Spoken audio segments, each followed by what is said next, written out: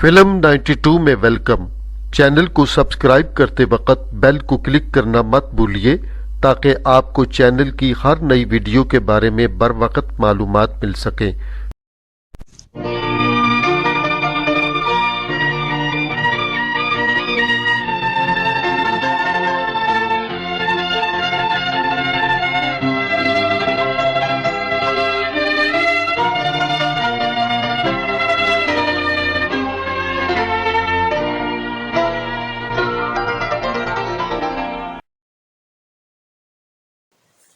Very warm welcome. میں ہوں خالد تبسم۔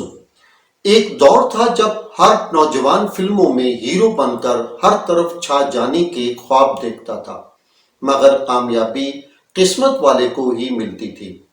اسلم پرویز بھی ایسا ہی قسمت کا دھنی نوجوان تھا جو فلمی دنیا میں ہیرو کے روپ میں داخل ہوا۔ اس کی پہلی فلم قاتل تھی، مگر کچھ عرصہ بعد ہی ولن بن کر سنیما سکرین پر چھا گیا۔ حالانکہ وہ شکل و صورت سے ہیرو کے لیے موزوں ترین اداکار تھا، لیکن لوگوں نے انہیں منفی رول میں زیادہ پسند کیا تو اس نے برا نہیں منایا۔ اپنی خودداد صلاحیتوں کے بل بوتے پر انہوں نے ولن کی حیثیت سے بھی بہت نام کمایا۔ اسلم پرویز کا اصل نام چودھری محمد اسلم تھا۔ وہ 1932 میں لاہور میں ایک کھاتے پیتے گھرانے میں پیدا ہوئے۔ وہ نہایت خوش لباس تھے، اس لیے بچپن ہی سے وہ اپنی عادات کے باعث گھر اور دوستوں میں پرنس کے نام سے مشہور تھے۔ ان کے ٹھاٹ بات واقعی شہزادوں سے تھے۔ پھر جب وہ فلمی دنیا میں آئے تو ان کے پاس ایک لمبی سی شیورلیٹ کار تھی جس کا رنگ سرخ تھا۔ وہ جب اسٹوڈیو آتے تو اس کھلی چھت والی گاڑی پر سوار ہو کر آتے۔ لوگ انہیں رشک سے دیکھتے ہوئے یہ کہہ اٹھتے، وہ پرنس آ رہا ہے۔ وہ اسٹوڈیو میں ہر چھوٹے بڑے کا احترام کرتا۔ اسلم پرویز فلم پاٹے خاں میں نور جہاں کے مقابل ہیرو آئے اور خوب اداکاری کا مظاہرہ کیا۔ اس کے بعد انہوں نے نیند، کوئل اور مٹی دیا مورتاں میں بھی ہیرو کے روپ میں لاجواب اداکاری کا مظاہرہ کیا۔ ایک وقت ایسا بھی آیا جب ایک دو فلموں کے علاوہ ہر سنیما میں اس کی فلموں کی نمائش ہو رہی تھی۔ پرنس کو چاہنے والوں کے ساتھ ساتھ اس سے حسد اور بغض رکھنے والوں کی ایک تعداد بھی پیدا ہو گئی تھی۔ جس نے اس صورتحال کو دیکھا تو ان سے اسلم پرویز کی مقبولیت اور عزت میں اضافہ ہضم نہ ہو سکا، اور انہوں نے فلمی دنیا اور اسلم پرویز کے خلاف جلوس بھی نکالے۔ لیکن جب قدرت کسی کو عزت اور کامیابی سے نواز رہی ہو تو کوئی کچھ نہیں کر سکتا۔ اسلم پرویز کو ہیرو کی جگہ ولن کے کردار ملنا شروع ہو گئے اور اردو و پنجابی فلموں میں اسے ایک مضبوط ولن تصور کیا جانے لگا۔ بطور ولن انہوں نے فلم سہیلی، دولت اور دنیا، بہار و پھول برساؤ، دامن اور چنگاری، تہذیب اور دہلیز میں شاندار اداکاری کا مظاہرہ کیا۔ اسلم پرویز ایک خدا ترس اور درگزر کرنے والے انسان تھے۔ بہت کم لوگ جانتے ہیں کہ لاہور میں مار روڈ پر ایک بہت بڑے شاپنگ سینٹر کی آدھی سے زیادہ زمین کے مالک اسلم پرویز تھے۔ وہ کسی اور کام کے لیے بھی جب مار روڈ پر آتے تو قبضہ گروپ ان کی آمد پر پریشان ہو جاتا اور ان کی منت سماجت شروع کر دیتا کہ بس کچھ وقت دے دیں، ہم جلد یہاں سے چلے جائیں گے۔ مگر انہوں نے کسی کو جگہ خالی کرنے کے لیے نہیں کہا۔ اسلم پرویز کرکٹ کے بہت شوقین تھے اور اکثر اپنے دوستوں کے ہمراہ کرکٹ کھیلنے کے لیے باغ جناح لاہور میں جاتے۔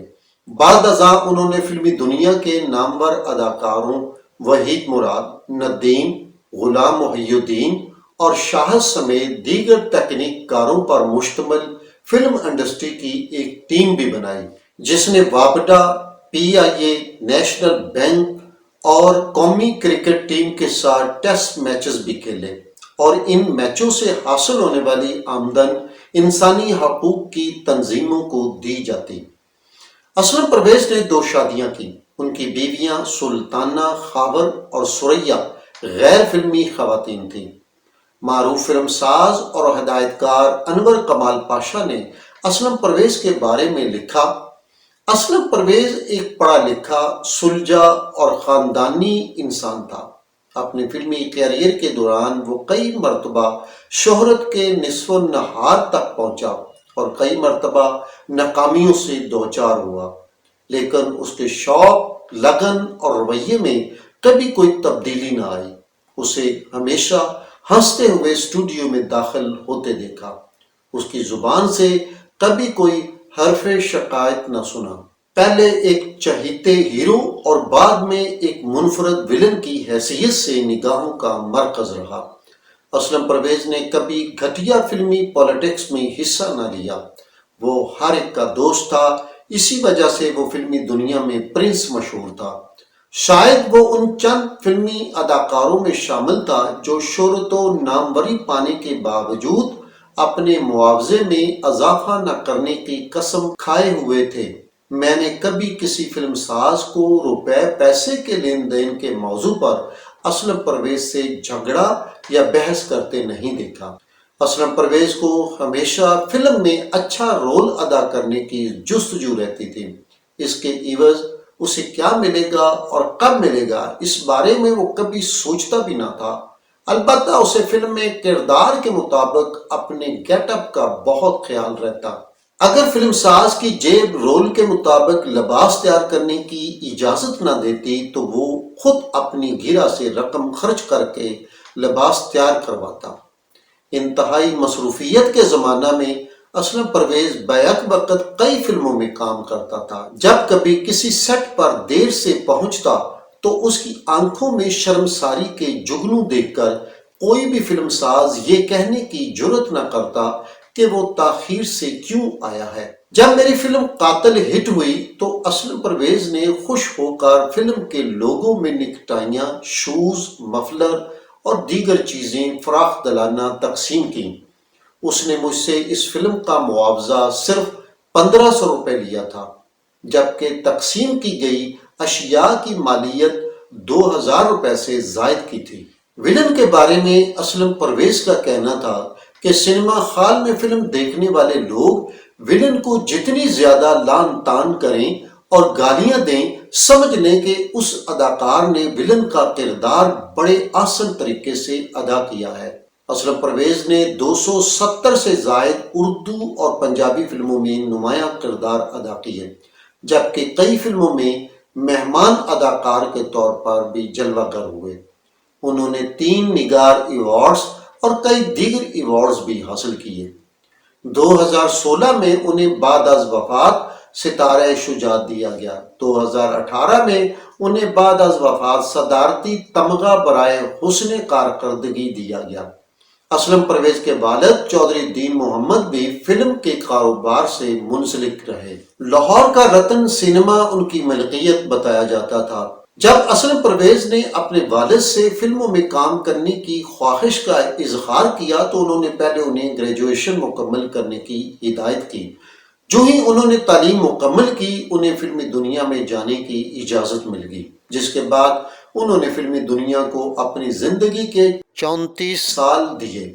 اس عرصہ کے دوران انہوں نے ہیرو سمیت کئی منفی کرداروں میں یادگار اداکاری کا مظاہرہ کیا، جس سے شائقین فلم آج بھی پوری طرح لطف اندوز ہوتے ہیں۔ اسلم پرویز کی آواز کا انداز اور گن گرج کئی نامور بھارتی اداکاروں سے بھی ملتا تھا۔